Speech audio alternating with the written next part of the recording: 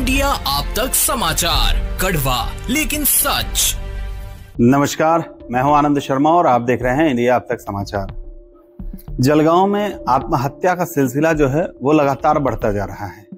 कभी किसी वजह से कभी किसी वजह से आत्महत्या लगातार हो रही है, इसलिए लोग अब सुसाइड हब के नाम से जलगांव को बुलाने लगे। कितना सही है ये?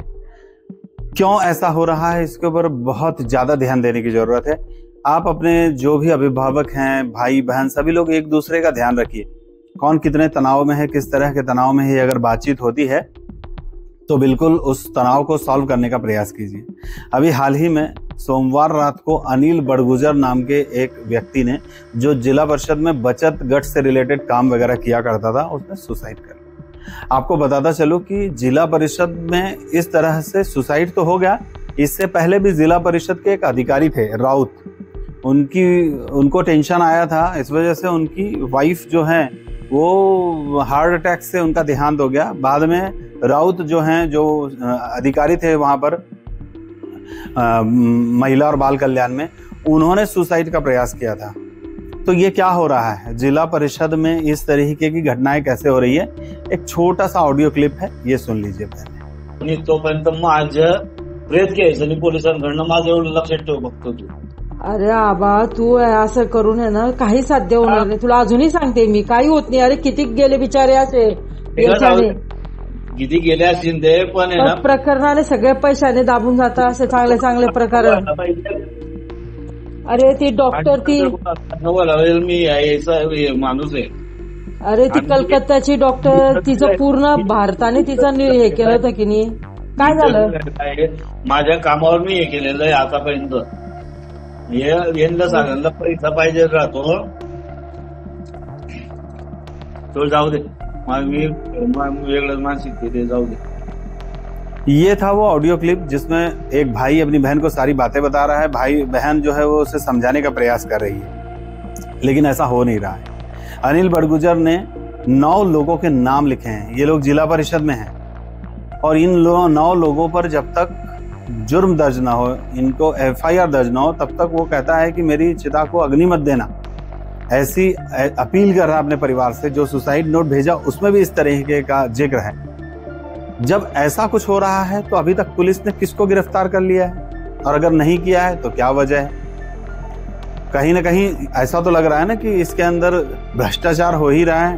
पहले तो वो भ्रष्टाचार की वजह से उसने कुछ 5-6 लाख रुपए दिए और ज्यादा डिमांड कर रहे थे ये लोग, तो दे नहीं पाया, बेचारा फांसी पे लटक गया। और अब जिन लोगों का नाम उन्होंने लिखा है, उन लोगों को पहले उन पर जुर्म दर्ज करना चाहिए, उन सब की जांच पड़ताल करनी चाहिए, उनके फोन के रिकॉर्ड्स देखने चाहिए, क्या बातें हुई। अगर रिकॉर्डिंग्स है तो सारी जांच करनी चाहिए। जो मृतक हैं उनका भी फोन रिकॉर्ड है सो वहां पे लेना चाहिए।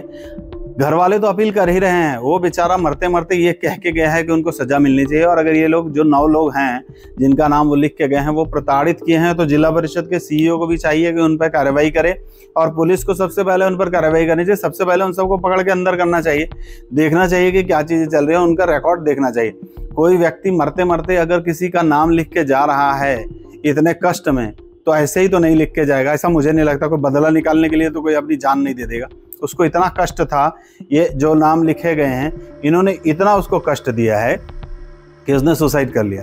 तो ध्यान देने वाली बात यह है कि यहाँ पे आखिरकार गड़बड़ कहाँ चल रही है। जलगांव पुलिस अपना कर्तव्य कर रही है या नहीं कर रही है, या फिर कोई मंत्री संतरी का फोन आ जा रहा है इस मामले में, या फिर जिला परिषद CEO का दबाव है कोई, जो इस तरीके से इनके ऊपर कार्यवाहियां नहीं हो रही है। इल्जाम लगाया जा रहा है सरासर पुलिस पे कि पुलिस जो कुछ है वो कहीं ना कहीं मिलित भगत की वजह से अक्सर ऐसे लोगों को छोड़ दिया करती है। पुलिस को अपनी प्रतिमा सुधारने के लिए बहुत ही ज्यादा गंभीर कदम उठाने की जरूरत है। जय। नमस्कार, माझं नाव अमित हरी बडगुजर। मी अनिल हरी बडगुजर याचा लहान भाऊ, मी सगळ्यात धाकटा भाऊ। माझ्या भावाला हा त्रास भरपूर जवळजवळ 1-2 वर्ष झाले असतील तेव्हापासून हा त्रास होता। ते काही घरी आम्हाला तो कधी काही गोष्टी सांगायचा, कधी बोलता बोलता त्याच्या तोंडून भुई हा शब्द निघायचा, कधी लोखंडे साहेब, कधी कोमल जावडे असं काही शब्द निघायचे। हे शब्द मी ऐकलेले। एकदा आम्ही ह्या गोष्टी करता त्यांच्या साहेबांनाच भेटू बुवा। आता हे आम्हाला काही माहीत नाही की लोखंडे साहेबाचे त्यांचे हे आम्हाला काही माहीत नाही। एकदा मी माझ्या आईला घेऊन तिथे गेला असताना त्यांची जी बोलण्याची पद्धत होती त्याच्यामध्ये ते लोखंडे साहेब म्हणे असं काही आहे तर मग अनिलने बदली करून घ्यावी. हाच त्याचा जिल्हा, तो ह्याच ठिकाणी राहतो, सगळं काही ह्याच ठिकाणी. मला त्या ठिकाणी असं वाटलं की हेच काहीतरी सूत्रधार आहेत त्यांच्या बोलण्यावरून. जे आम्ही ज्याच्याकडे कंप्लेंट करायला गेले तेच याच्या मागचे सूत्रधार होते असं मला वाटतं. एक भोई, जे हरेश्वर भोई म्हटले ते, आणि हे दुसरे राजू लोखंडे, आणि एका बाईचं नाव कंटिन्यू ऐकलेलं होतं कोमल जावडे. हे नावं ऐकण्यात आहे. आम्हाला एकच मागणी आहे, आम्हाला न्याय मिळाला पाहिजे, योग्य तो न्याय मिळाला पाहिजे. आता आमचा माणूस तर चाललाच गेलेला आहे, तो काही परत येणार नाही. पण जे योग्य, जे कायद्याने जेवढं आहे त्यानुसार तेवढं हे करा. हो, त्यांनी मला सांगू दे, त्यांनी हा भाऊ सांगायचा नाही, पण काही गोष्टी तो मला सांगायचा, काही गोष्टी बहिणीला, काही गोष्टी आईला सांगायचा. तर त्याच्यामध्ये मला एवढं सांगितलं होतं की अरे पप्पू म्हणे यांनी 6 लाख रुपये घेतले म्हणे माझ्याकडून. 6 लाख रुपये घेतले की तुझे हे जे केसेस टाकायचे, हे केसेस टाकायचे माझ्या भावावर. कोणी हरेश्वर भोई म्हणून होते, ते आहे धरणगाव पिंपरीचे. त्यांनी, मी अजून त्या व्यक्तीला बघितलेलं नाही आहे, तर ते याला एक वेळा बॅकमेल, म्हणजे ह्या बाया ज्या होत्या कोमल जावडे आणि अजून काही अदर बाया असतील ते मला माहीत नाही, तर त्या बाया याच्यावर हे करायची की तुला याचं हे करू बुवा, आम्ही असं माझ्यावर तू वाईट नजर टाकली वगैरे वगैरे, अत्याचार केला, अशाच पद्धतीने. आणि त्याच्यानंतर मग हे लोखंडे साहेब आणि मेन म्हणजे हा हरेश्वर भोई हा व्यक्तीने एकदा 6 लाख रुपये घेतले होते. 6 लाख रुपये राजू लोखंडे आणि हरेश्वर भोई यांनी घेतले, आणि त्याच्यानंतर ते परत 6 लाखाची मागणी करत होते. हो, ह्या दिवसापासून. आणि ते नाही दिले म्हणून त्याच्यावर असे गुन्हे दाखल होणे चालूच होते त्याच्यावर. म्हणजे एक माणूस गुन्हे करेल तर काहीतरी लिमिट राहतं, आणि त्याचा मागचा रेकॉर्ड पण काढा ना तुम्ही एवढं हे करताय पोलीस स्टेशनमध्ये, पोलीसमध्ये, तर त्याला कंटिन्यू ती हरेसमेंट होती. किती वर्षापासून?